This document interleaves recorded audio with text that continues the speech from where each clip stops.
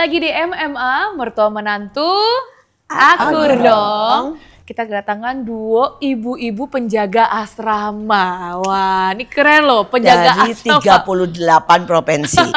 Dengan Jadi, segala betul. macam ulah dan segala macam tindakan. Iya, jadi ini mama anaknya banyak Iya, sekali betul. nih. Anaknya banyak sekali. Mungkin buat banyak orang tidak bisa mengerti bagaimana seriusnya keadaan pada waktu orang-orang itu datang. Saudara, ada banyak mereka datang dari pelosok, dari pedalaman, yang sampai bahkan tidak tahu bagaimana menyalakan lampu, bagaimana maaf kata duduk di kloset ya. Itu sangat umum. Tetapi buat kita berpikir pasti mereka bisa, padahal enggak, karena di desa mereka tidak pernah lihat itu. Kalau mereka mau ke toilet, mereka adanya di kebun ya, bikin lubang ya, jadinya semuanya itu merupakan sebuah cerita seru. Butuh kesabaran, butuh dedikasi, butuh doa, butuh 1000 istilah saya. Ya, hati yang besar untuk menerima segalanya. Dan mari kita dengarkan pelayanan mereka. Inilah pelayanan yang banyak tidak pernah dihargai orang. Tapi ini the true dan sesungguhnya pelayanan itu. Nah, kita mulai perkenalkan diri dulu, nama dan sudah berapa tahun melayani ya, di mana saja ya, pokoknya melayani dua-duanya, silahkan. Ya, baik. Saya Yanta, sudah berusia 54 tahun dan melayani sudah di hampir 38 provinsi dan kurang lebih dari 20 negara. Wow, luar biasa.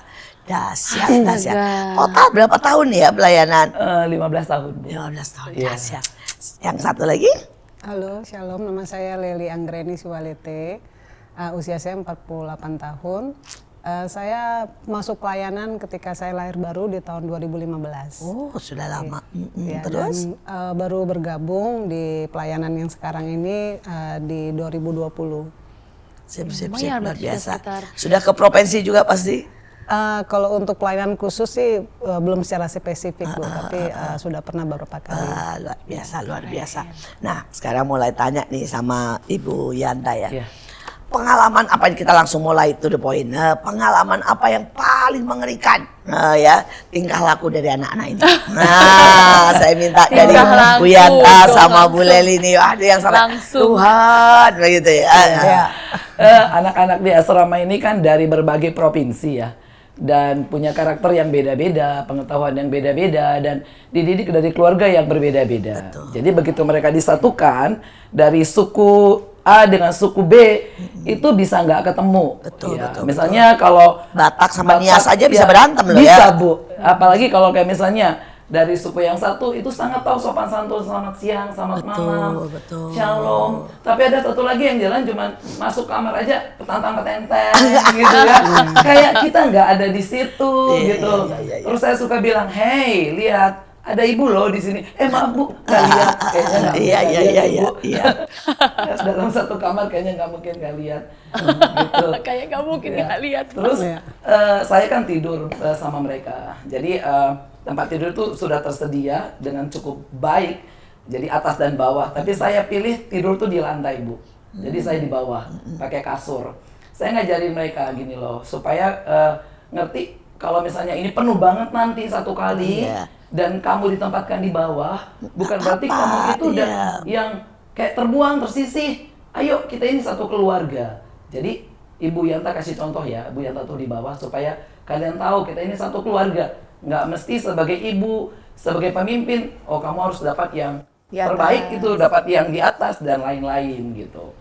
Nah, kisah-kisah seru mereka itu ya gitu, Bu. Jadi kalau kita sudah bilang, kumpulkan HP jam 9 malam, masih ada yang nyolong, Bu. Pasti. Jadi lihat nih, saya lihat, ini kok nggak pas ya HP. Jadi saya pura-pura dulu udah tutup, udah matikan lampu semua, lalu saya ke toilet. Jadi bunyi kan, udah dikira udah tutup pintu semua. Saya nanti ke toilet, terus saya diem dulu, Bu, nggak langsung masuk lagi. Iya. Saya diemin. Lalu saya tiba-tiba buka pintunya, masih ada yang, karena udah gelap kan, kelihatan dengan HP terang. Jadi kelihatan, HP kumpulin. Jangan bilang, jangan bohong ya. Langsung, ya Bu, maaf Bu. Baru diantar ke kamar saya. Gitu. Tapi itu sih masih nggak seberapa ya, karena pengalaman dari yang banyak tuh ada yang terlibat judi online, Ada yang terlibat perkelahian, ada yang terlibat sampai maaf kata ya, tindakan yang tidak senonoh. Kadang-kadang juga pernah nih yang kemarin beberapa waktu yang awal-awal ya, mereka itu di kamar mandi maaf kata buang air besar dan buang air kecil di lantai. iya. Jadi ya itu, jadi kalau yang cuma segini masih belum seberapa daripada ya, yang masih baik pertama tuh, ceritanya lebih seru itu. Nah, dari Bu Leli sekarang bagaimana nih ceritanya? Kalau tantangan terbesar di asrama itu ketika anak-anak provinsi, terkhususnya yang mereka kan dari pedalaman, bukan yang dari kota.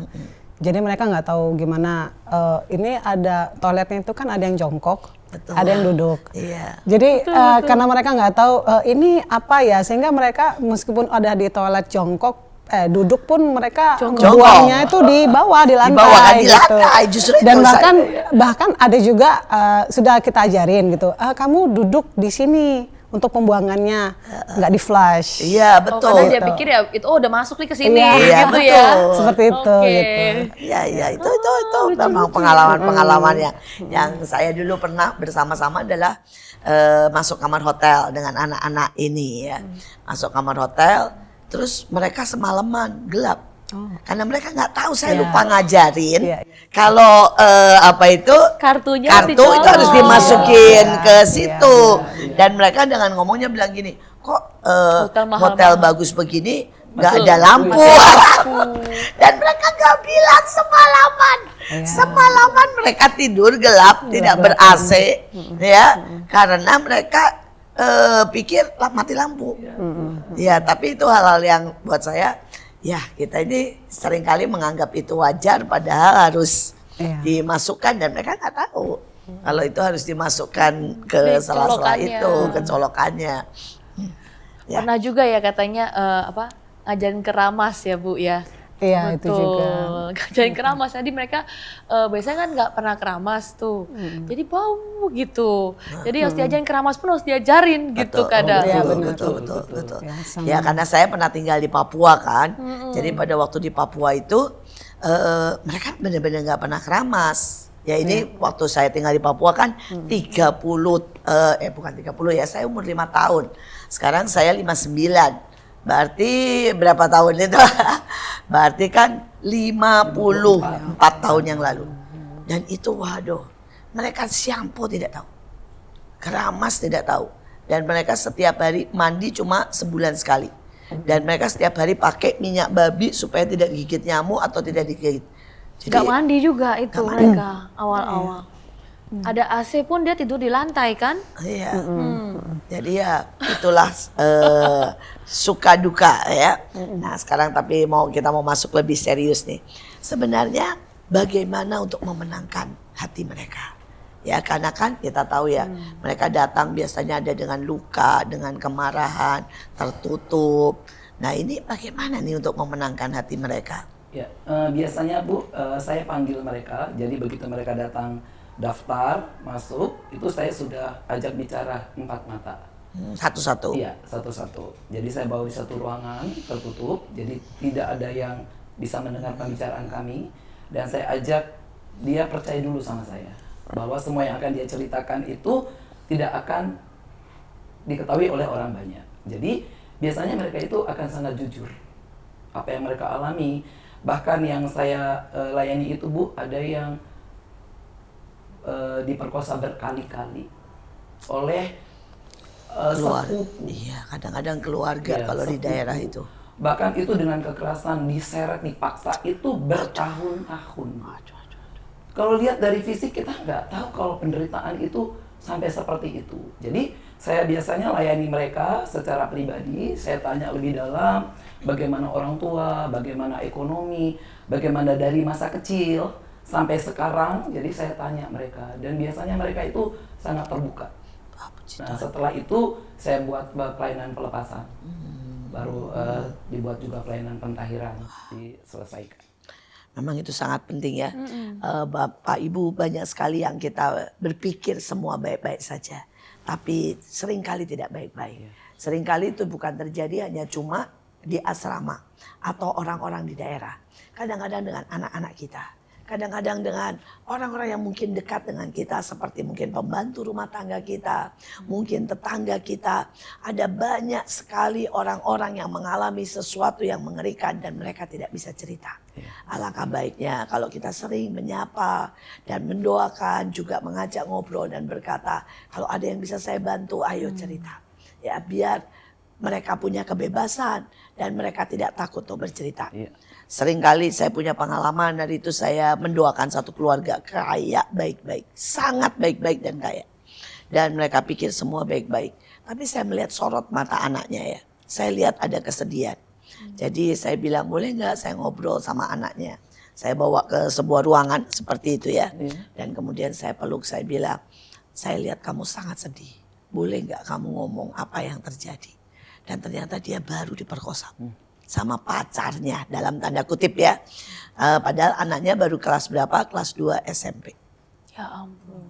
Jadi dan dia nggak berani ngomong sama orang tuanya. Dan matanya sangat takut dan sedih. Karena itu memang sangat penting untuk kita punya hati.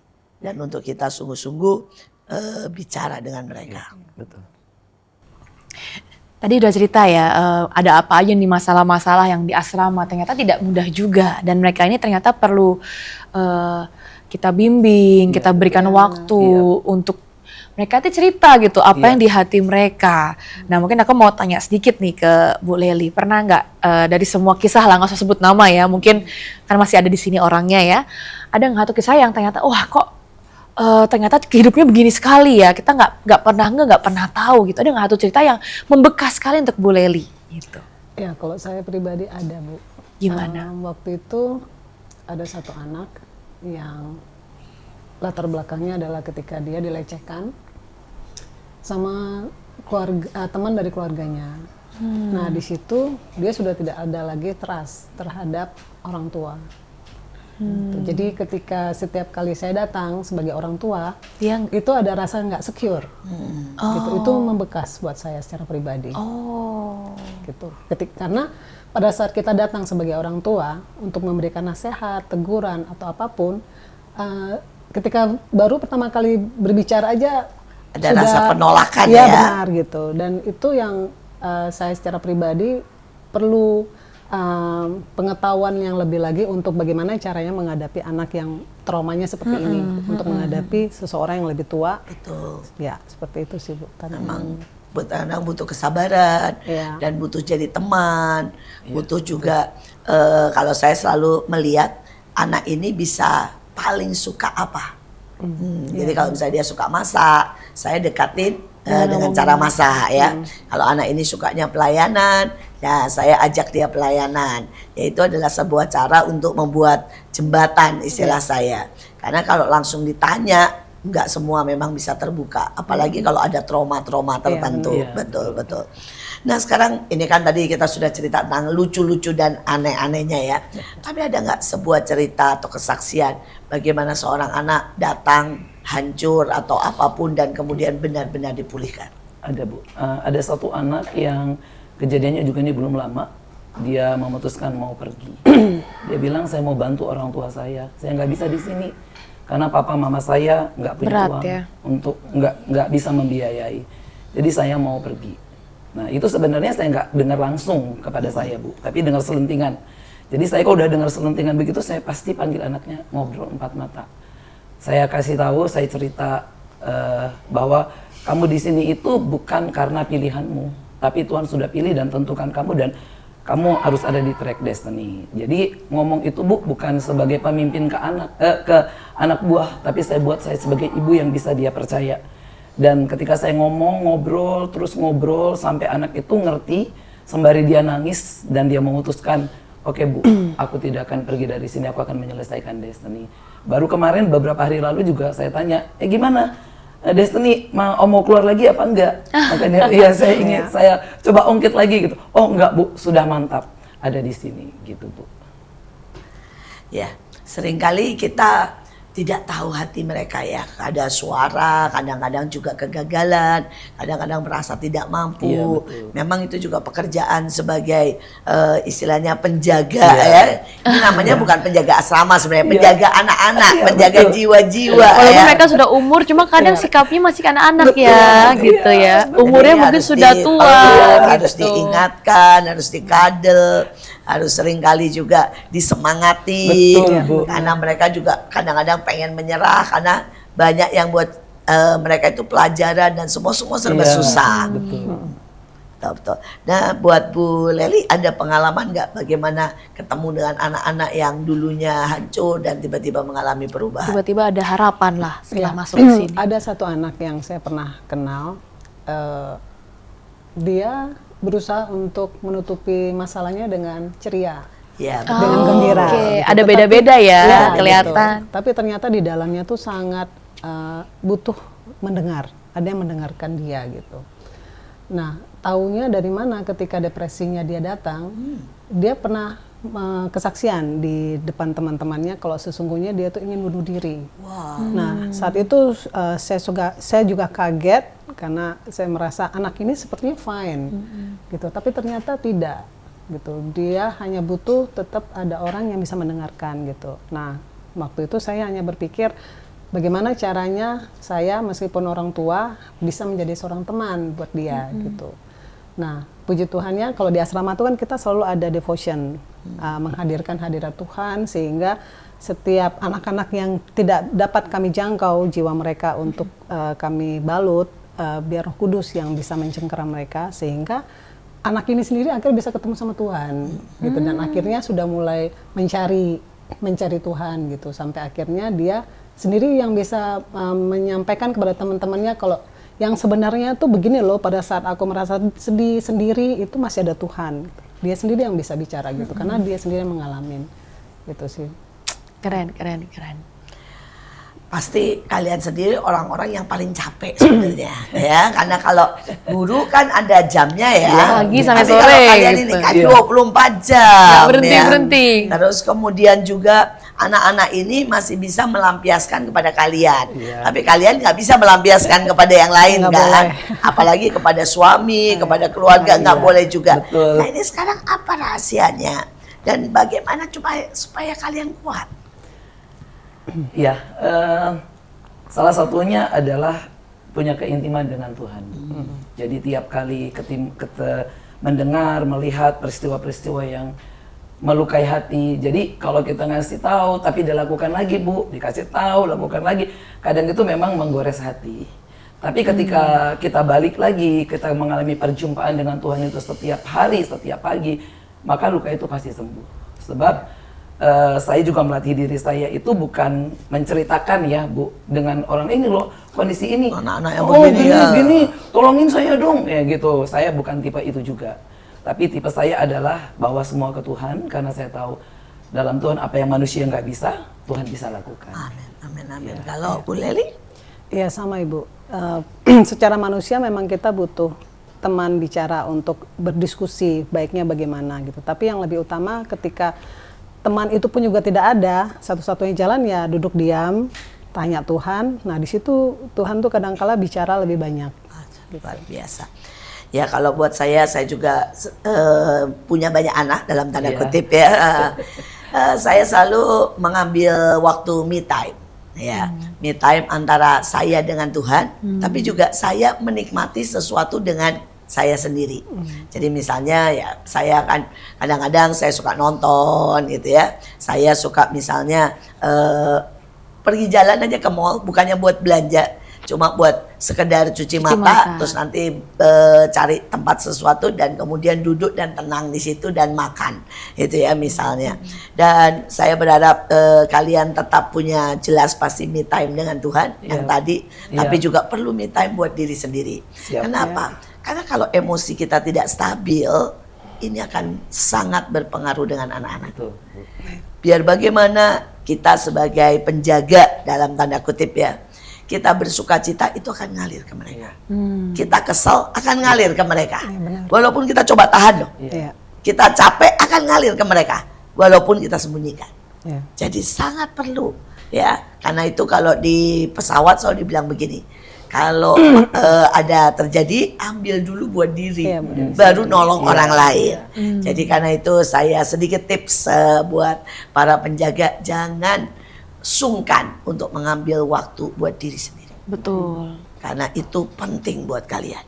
Tanpa itu kalian tidak bisa menolong orang lain. Tapi jangan kemana-mana, sebelum kita lanjut lagi tentang kehidupan asrama, tetap stay tune di MMA, Mertua Menantu, Akur dong.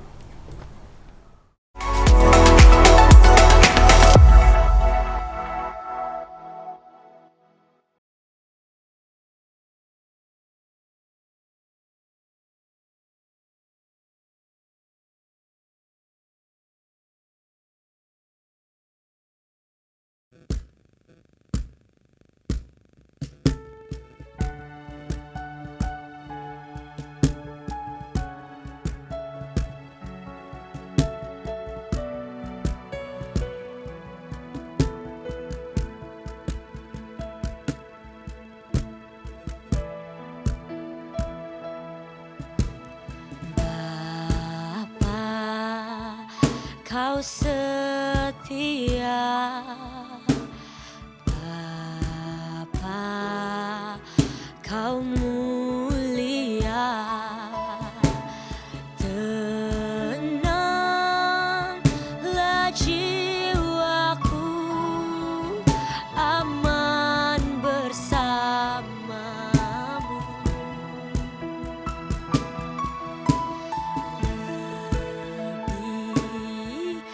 Dari harta, Kaulah segalanya.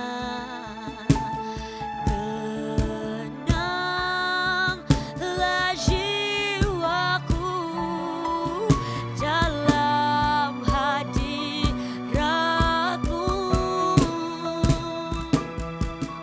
Kau tunjukkan kasih setiamu, kau menyediakan yang ku perlu. Kau setia, kau mulia, Bapa, dulu, sekarang, dan selamanya.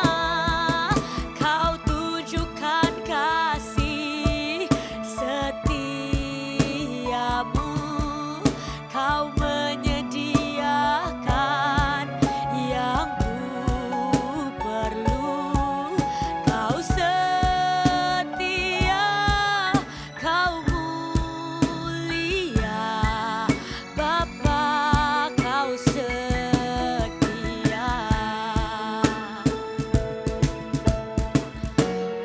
Oh, kau tunjukkan kasih setiamu,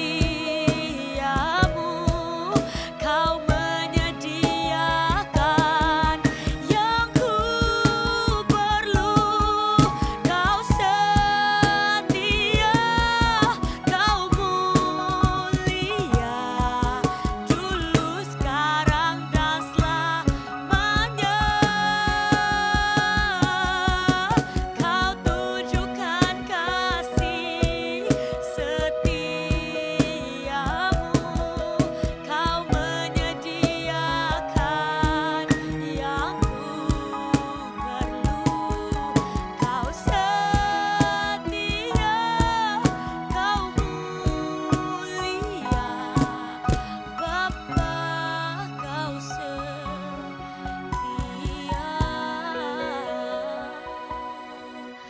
Bapa, kau setia.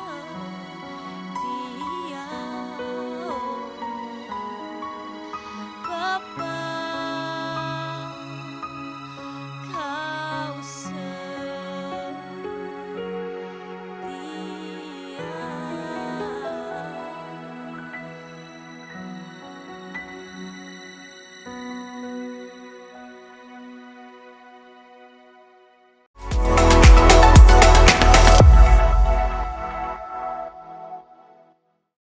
Kembali lagi di MMA, Mertua Menantu, Aku dong. Kita masih dengan para penjaga asrama ini ya, luar biasa Ibu-ibu banget. buat Ibu-ibu. banyak anak. Penjaga mama buat banyak anak dan doa sangat luar biasa.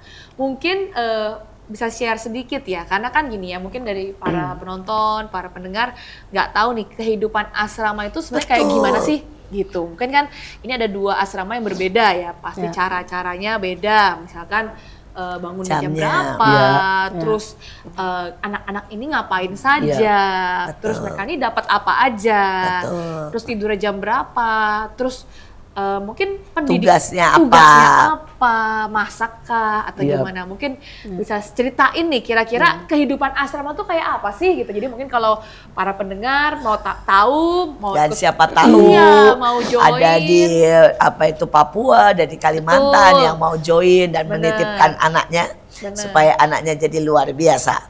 Karena saya tuh lihat gini ya, waktu saya pergi ke Swiss, mereka itu punya asrama. Dan para pembesar-pembesar negara itu taruh anaknya di sana untuk diasramakan. Jadi mereka bayar itu, memang ini sekolah mahal ya, ini sekolahnya anaknya pemimpin-pemimpin. Mereka tuh bayar 1 semester 2 miliar. Oh wow. Untuk masuk asrama, untuk tanda kutip hidupnya diatur, untuk dipaksa bangun pagi, untuk Iya. disuruh masak, untuk disuruh piket, Iya. bahkan suruh apa ya istilahnya kalau mereka itu bagi-bagi makanan itu loh. Jadi mereka harus masak, terus ke warga itu mereka wajib. Karena mereka bilang kalau kamu mau jadi pemimpin, kamu itu harus bisa A sampai Z. Minimal kamu ngerti lah walaupun nggak handal. Jadi kehidupan asrama ini ternyata penting. Penting. Penting 2 untuk miliar loh sampean untuk bayar. pendidikan. Jadi mereka ini orang kaya dunia, memasukkan anaknya ke asrama khusus apa? Disiksa. Karena mungkin mereka hidupnya enak ya, karena mereka udah lahir kaya gitu. Mereka dimasukkan untuk disiksa. Bayarnya 2 miliar. Iya. Nah, ini makanya harus tahu nih kayak apa sih Asrama. asrama itu Jadi seperti buat apa? Bapak Ibu dimanapun di seluruh Indonesia, ini adalah 2 asrama terbaik yang ketika kami bandingkan pelajarannya mirip dengan asrama yang 2 miliar. Yang Ya, saudara bisa Karena, bayangkan. karena mereka harus masak, mereka harus turun ke jalan, Dipaksa, harus bisa mereka masak. harus bisa Semuanya. orasi ya. Mungkin kalau Iya. kita latihan berkhotbah Khotbah. gitu. Karena ini STT dengan ini kita pelajarannya sekolah Alkitab lah ya tanda Iya. kutip ya. Harus latihan nyanyi, nari, itu mereka harus bisa nari semua. Semua sama. Gitu, Di yang sama 2 miliar juga sebenarnya. sama. Nari. Cuma bedanya musik. mereka bayar 2 miliar. Di sini Iya. kita Seberapanya, seberapa bisa itu bayarnya. masalahnya bedanya ya. Wow. Bedanya gitu. Mereka 2 miliar khusus untuk disiksa. Mereka bilang kita ini memasukkan anak kami untuk anak ini disiksa. Karena Supaya itu jadi. agar mereka jadi. Supaya mereka kuat, supaya mereka berbeda. Jadi bagus kalau kita disiksa tuh udah cocok sama orang kaya di Swiss mirip gitu. Iya. Mirip. Pelajarannya sama. Oke. Oke, Jadi oke. seperti apa? Jadi Bu Yanta dulu. Oke. Kita boleh Li? Mereka itu bangun wajib jam 3 pagi. Jam 3 pagi. Ya, yang mereka lakukan adalah mereka akan deklarasi, Baca ya. ya baca selama 1 jam. Waduh. Selama 1 jam itu, dan mereka sembari baca itu harus jalan. Jadi nggak Biar boleh nggak baca tidur. gini, supaya nggak ngantuk ya, karena jam 3 pagi. Jadi mereka harus muter sampai selesai itu, baru mereka balik ke asrama, lalu mereka bersih-bersih. Mandi. Setelah itu mereka akan siap-siap untuk kegiatan mereka akan ada praise and worship, ibadah. Setelah ibadah mereka masuk kelas. Setelah masuk kelas ada sebagian yang mereka juga harus masak. Jadi mereka punya piket. Dibagi-bagi ya? Iya, dibagi, ada piket masak, ada piket cuci piring, ada piket bersihkan ruangan gitu. Mereka juga piket untuk belanja. Belanja tuh jam 4 pagi. Jadi setelah Betul, mereka pasar. muter itu, yang piket mereka harus ke pasar. Gitu. Lalu mereka harus masak, menyiapkan makan buat semua yang ada di asrama. Wow. Selesai jam berapa? Selesai itu kita tidak ada batas waktu. Oh. Karena siang mereka belajar sampai siang, nanti mereka istirahat sebentar, sore itu akan ada kelas lagi. Setelah selesai kelas mereka akan praise and worship lagi, yang masak sore masak lagi. Setelah tugas itu masak ya. malam itu kadang kita tergantung ya, kalau masih ada lagi untuk kita perlu kerjakan, baru mereka balik ke asrama. Jadi minimal itu jam 8 lah. Mereka Karena sudah paginya balik. betul pagi banget. Iya. Pagi banget, Iya. ya. Kalau dari yang Bu Leli? Kalau asrama di kami itu lebih kami menekankan mereka harus bisa bertanggung jawab.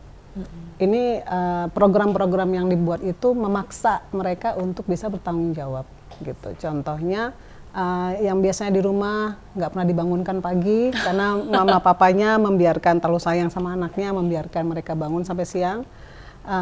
Jam 4 itu mereka wajib sudah harus bangun.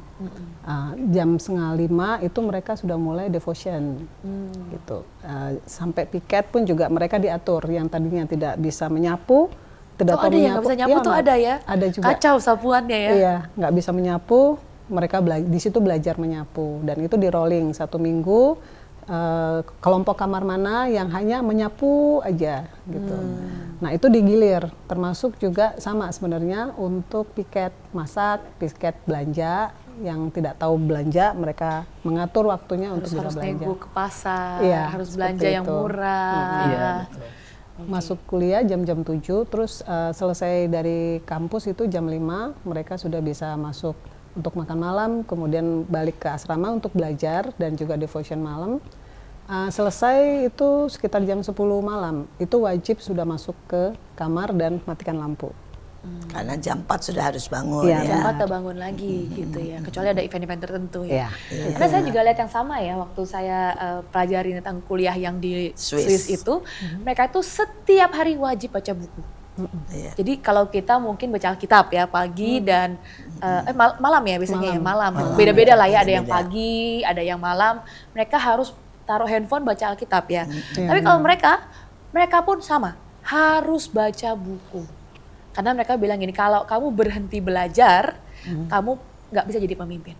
Mereka bilangnya gitu. Jadi pagi dan malam harus baca buku. Entah cuma 2 lembar, entah cuma 3 lembar, tapi wajib baca buku. Jadi menurut saya lucu ya. Jadi ternyata asrama itu ternyata merubah ritme hidup, Iya. merubah karakter, Betul, merubah betul. Iya. banyak hal. Karena kan orang itu bisa berubah dalam hitungan 3 minggu, setahu Iya, saya. betul. 3 kali 7. 3 kali 7. 3 kali 7 hari itu kebiasaan manusia tuh berubah. Iya. Nah ini kalau kita asramanya bertahun-tahun ya, misalkan 2 tahun, apalagi kalau nggak lulus-lulus ya. Kalau nggak lulus-lulus sih lanjut terus. Itu pasti berubah keluar. Iya. Pasti Kalau berubah. mereka Dari yang nggak bisa bangun pagi Iya. pasti Kalau bangun. mereka terlambat, HP-nya disita. HP-nya disita. Iya. Karena kebiasaan kalau misalkan ada anak-anak baru datang ya, itu minggu pertama sakit semua. Kenapa? Karena tidak biasa bangun pagi gitu. benar, Nggak itu sanggup benar. bangun pagi. Minggu pertama, minggu kedua, iya masuk angin, pilek, batuk. Cuma setelah sebulan, Sudah oke normal. gitu. Jadi Iya. sebenarnya tubuh itu bisa dilatih ya. Iya, benar. Dan keren banget gitu. Luar biasa. Kami kalau dulu saya masuk sekolah di Bouwende atau apa di Belanda, Belanda, itu kan sekolah nomor 1 arsitek. Itu begitu masuk kami dibilang. Jadi 3 minggu pertama itu kami walaupun tinggal di rumah masing-masing, tapi kami dibuat seperti itu. Jadi jam 5 pagi sudah Rutinitasnya harus dirubah hadir ya. di sekolah. Itu sampai jam 12 malam baru boleh pulang. Ini lebih sadis lagi nih. Iya. Jam 5 jam 10 tidurnya nggak Karena kapan tidurnya. kalau nggak dipaksa Biasain. seperti itu, Iya, pasti nggak akan bisa selesai. Karena kami akan kerjaan kami akan sangat banyak kan. Habis itu Karena deadline, arsitek, banyak lembur. deadline ngelembur dan habis itu kami udah harus terbiasa tidak tidur Oh ya. untuk gambar, untuk semuanya. Jadi 3 minggu pertama juga itu harus walaupun tetap tidak di rumah tapi dikasih kerjaannya iya. dari jam 5 pagi sampai jam 12 malam. Kalau enggak nilainya nggak keluar. Kalau enggak ya nggak bisa masuk, nggak bisa Nggak masuk. nggak sambil kelas. Nggak bisa Oh, ambil iya, kelas. iya, iya. Gitu. Jadi ya memang tubuh ini benar-benar harus di set ulang, kayak di break gitu. Tapi Kalau minggu pertama berat pasti. Iya, Berat. betul, Karena betul, beberapa betul. ya Iya. nggak bisa bangun, sakit, Iya. wah Iya. demam langsung lah. Belum lagi naik turun tangganya. betul. Kalau dulu saya pertama kali dari jam jam 5 pagi sampai jam 12 malam saya menghabiskan 7 gelas kopi. Oh, Karena kalau nggak mata udah gini, cil. iya iya iya. Begitu dengerin pelajaran, kan kalau di sana dengerin pelajaran lampu masih mati karena mereka pakai proyektor. pakai proyektor besar kan. Iya. Jadi begitu dengerin pelajaran, begitu lampu mati saya tidur. Oh iya. Gak tahan bener-bener langsung hilang les, tinggal hilang kemana. Jadi sampai saya perlu bawa kopi 7. Kadang juga Ya. gitu ya, anak-anak juga di kelas juga kadang karena awal-awal tuh masih belum bisa tidur, nggak kuat sudah. Kadang-kadang dosennya menyediakan ini kopiko, Oh, Oh ya, menyediakan permen. bermain supaya melek ya Iya, guru-gurunya ya. Ya, tapi itulah kehidupan asrama. Nah, sekarang kembali nih pertanyaan ya. Sesungguhnya ya, kan ini 2 asrama yang berjalan dengan Tuhan lah, Iya, dengan betul. kemurahan Tuhan. Iya. Tidak ada subsidi, Iya, betul. bayarnya semaunya, Iya. anak-anaknya banyak orang miskin ya. Coba cerita bagaimana Tuhan mencukupi dan bagaimana ini bisa dengan sekian banyak anak sudah sekian lama tuh terus ada makanan, ada berkat, adakah cerita-cerita kesaksian yang ajaib yang bisa diceritakan? Iya, yang pertama anak-anak ini memang kita latih untuk jualan, Bu. Jadi untuk juga melatih mereka berani tatap muka dengan orang, berani bicara. Tapi memang dari hasil penjualan itu memang tidak seberapa. mencukupi semua operasional dari sekolah ini. Jadi kita selalu ajak mereka itu menjarah, Bu. Jadi kita menjarah dari timur, barat, utara, selatan, tingkap-tingkap langit kita buka semua berkat-berkat yang ditahan ya, dengan jaring dalam bentuk apapun. Ya kita ajak anak-anak ini peperangan rohani, Bu. Dari situ kita akan terima itu namanya transferan uang datang. Itu dengan cara yang ajaib. Ya.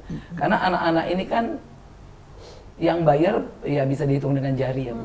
Betul. Jadi memang butuh supranatural dan kami jalan dengan cara itu. Ya. Kalau ini Ya, sama Bu. Kami mengajar mereka untuk bagaimana mereka bisa mandiri dengan cara belajar memasak.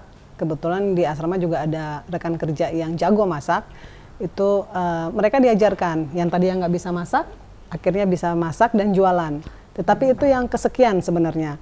Lebih kepada sama mendeklarasikan sesuatu, yaitu membuka tingkap-tingkap di langit dan menarik berkat. Itu efeknya jauh lebih besar.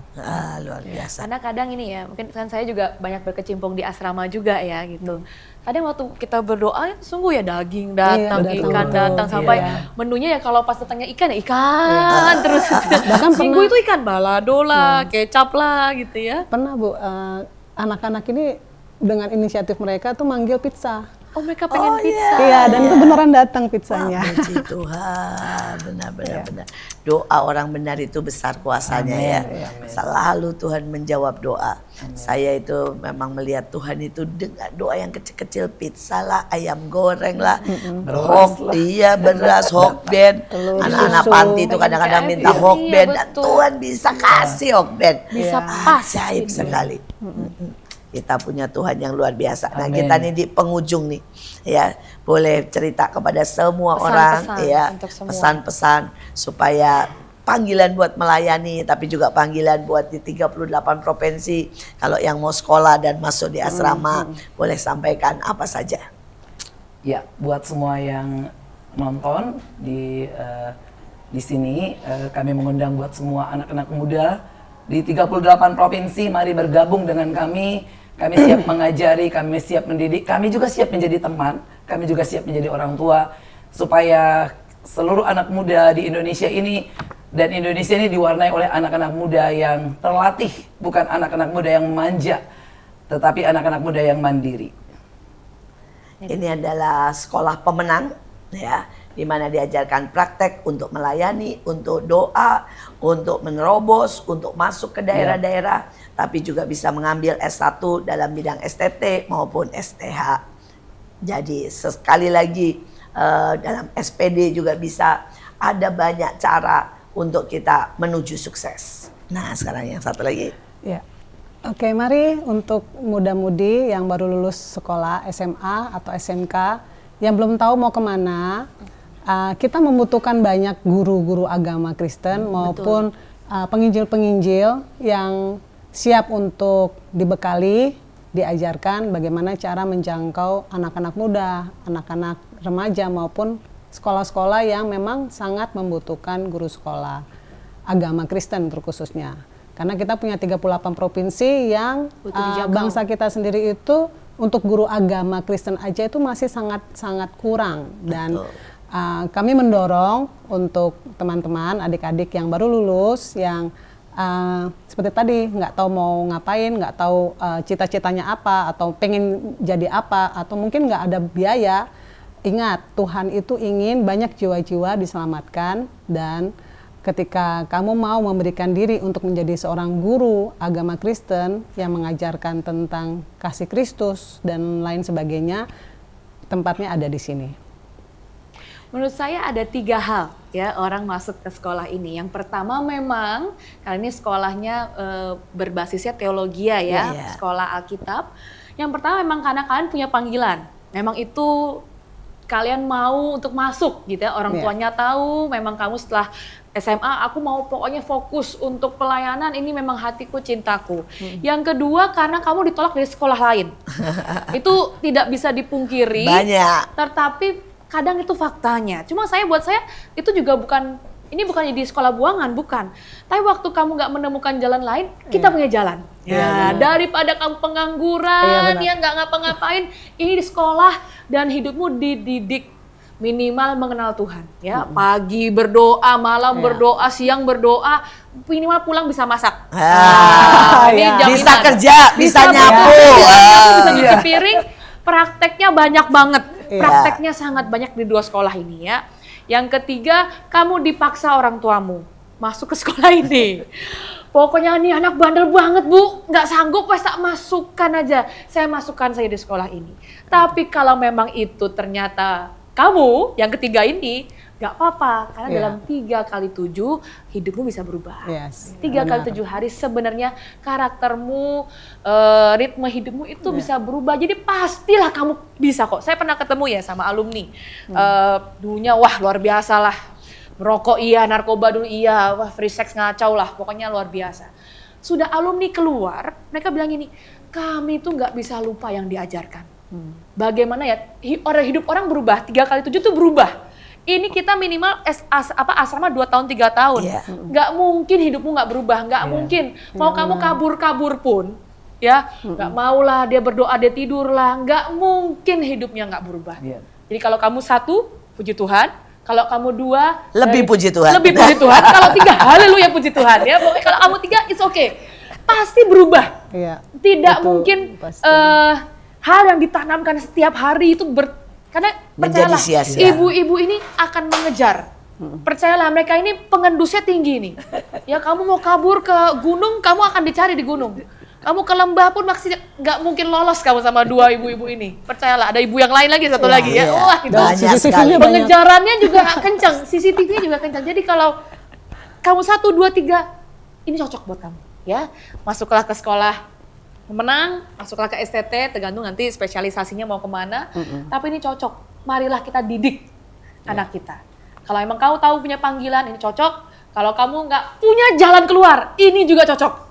Kalau kamu merasa hidupmu nggak tahu lagi mau gimana, kok Ini jelek, juga cocok. Ini juga cocok. Jadi kamu mau dari baik sampai kurang baik, bukan kurang baik lah. Berantakan juga oke. Ya, mungkin berantakan. Ini tempat yang sangat cocok buat setiap kalian. Karena orang kaya di dunia pun memasukkan anaknya ke asrama, khusus yang harus ada asramanya. Kenapa? Karena anak muda itu perlu dididik. Iya. Generasi muda itu perlu dididik. Agar kebodohan itu pergi dari hidup mereka. Yes, benar. Sekali lagi inilah MMA, dan biar setiap kita semakin hari semakin kuat. Semakin kuat. Anak muda, dan saya mau berkata ini waktunya menjadi kuat, tangguh buat kemuliaan Tuhan. Amin. Sekali lagi inilah MMA, mertua menantu Akur dong. Jangan lupa untuk like, comment, subscribe dan YouTube kita Asia Zara, dan juga stay tune untuk episode selanjutnya. Sampai jumpa.